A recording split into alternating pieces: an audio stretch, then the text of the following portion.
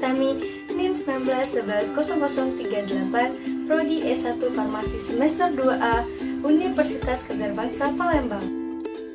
Oke, di sini saya akan mempresentasikan atau menjelaskan materi tentang suspensi. Nah, mungkin beberapa dari kalian belum tahu apa sih itu suspensi. Nah, di sini saya akan menjelaskannya. Suspensi adalah sediaan zat cair yang mengandung partikel padat tidak terlalu terdispersi dalam fase cair menurut Farmakope Indonesia nomor 4 tahun 1995 halaman 17. Nah, di sini ada 6 jenis sediaan suspensi loh. Yang pertama ada suspensi oral, topikal, tetes telinga, oftalmik, untuk injeksi dan untuk injeksi terkonstitusi.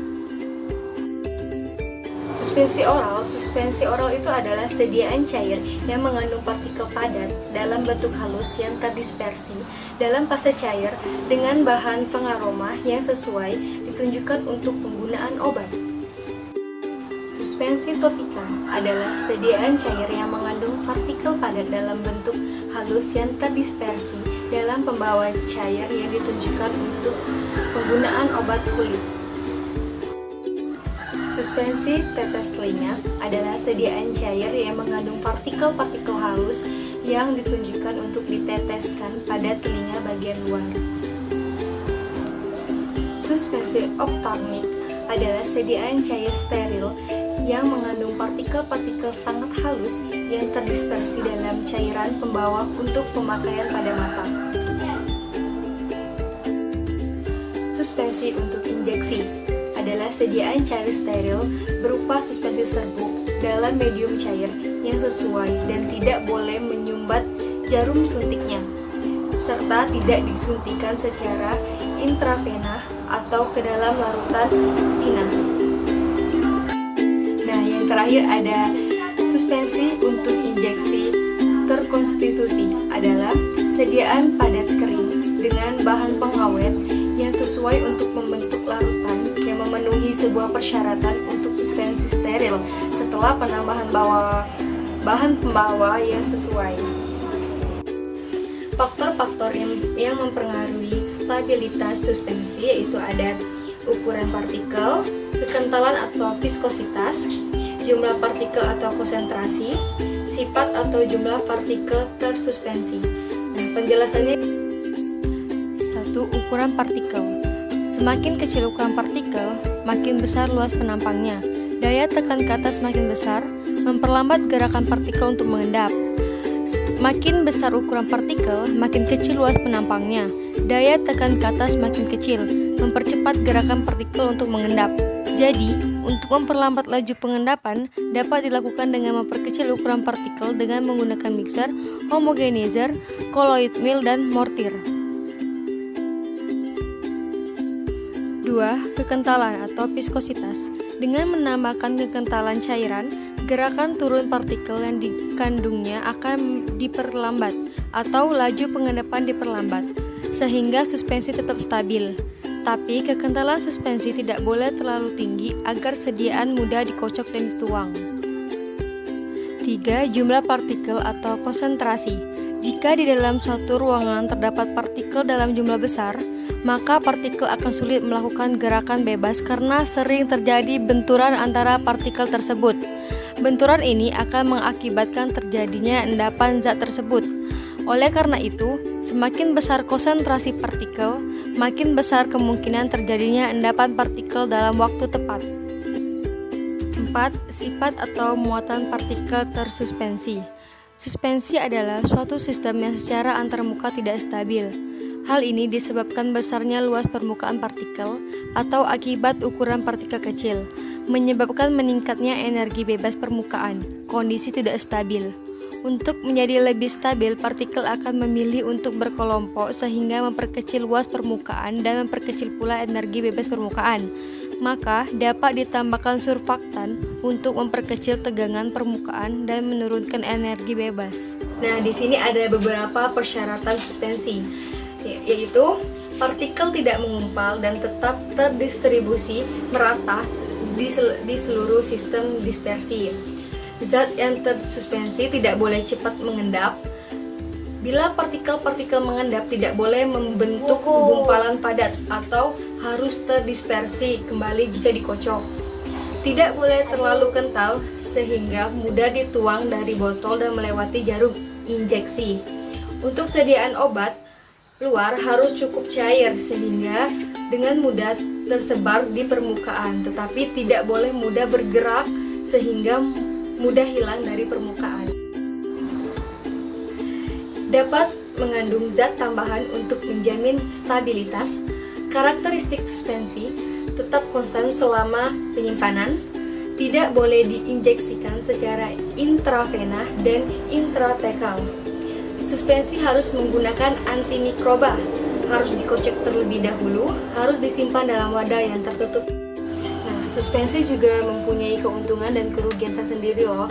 Keuntungannya itu adalah baik untuk pasien yang sulit mengalami homogenitas tinggi, lebih cepat diabsorpsi, dapat menutupi rasa tidak enak, mengurangi pengurangan zat aktif, atau stabilitas terhadap hidrolisis relatif lebih baik dibanding sediaan bentuk larutan, karena kontak zat dengan air itu sedikit.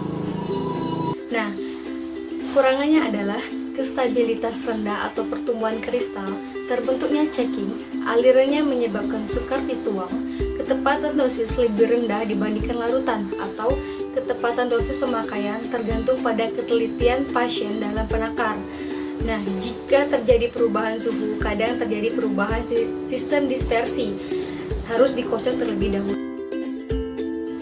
Ketidakstabilan suatu suspensi menyebabkan suspensi dapat mengalami pengendapan dan pengumpalan partikel.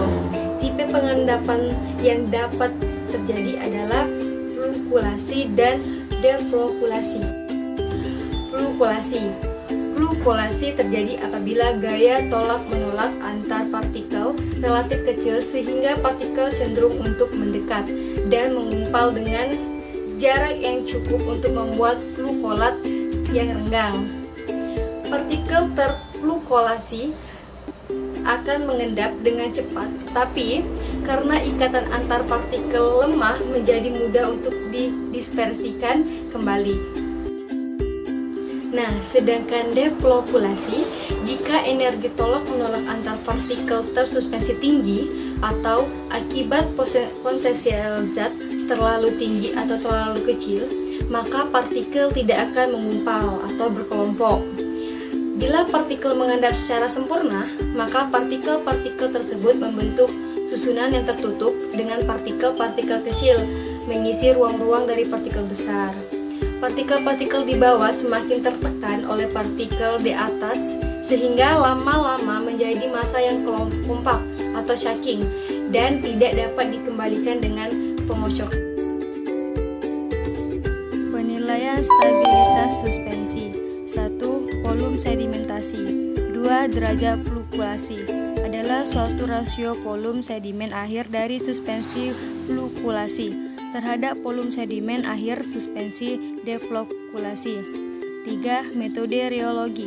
Berhubungan dengan faktor sedimentasi dan redispersibilitas, membantu menentukan perilaku pengendapan, mengatur filtrage dan susunan partikel untuk tujuan pertandingan.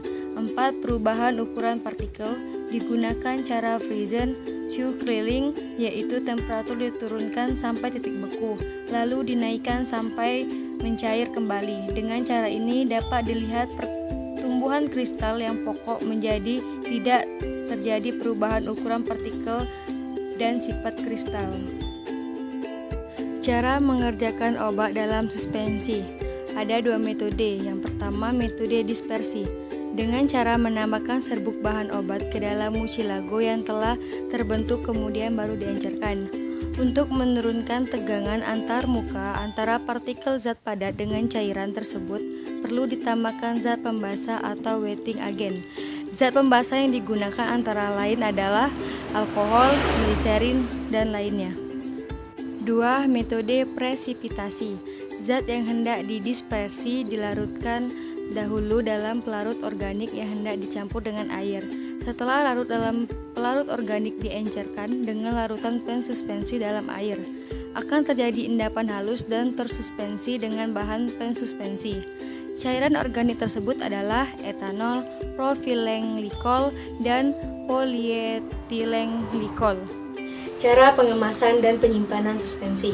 Semua suspensi harus dikemas di dalam wadah yang lebar, mempunyai ruang udara yang cukup memadai sehingga mudah dikocok dan mudah dituang. Kebanyakan suspensi harus disimpan dalam wadah yang tertutup rapat dan terlindung dari pembekuan, panas berlebih, dan cahaya. Suspensi perlu dikocok setiap kali sebelum digunakan untuk menjamin distribusi zat yang merata dalam pembawa sehingga dosis yang diberikan setiap kali tepat dan seragam. Nah guys, saya rasa cukup sekian materi yang saya sampaikan tentang suspensi. Semoga video ini bermanfaat untuk kita semua.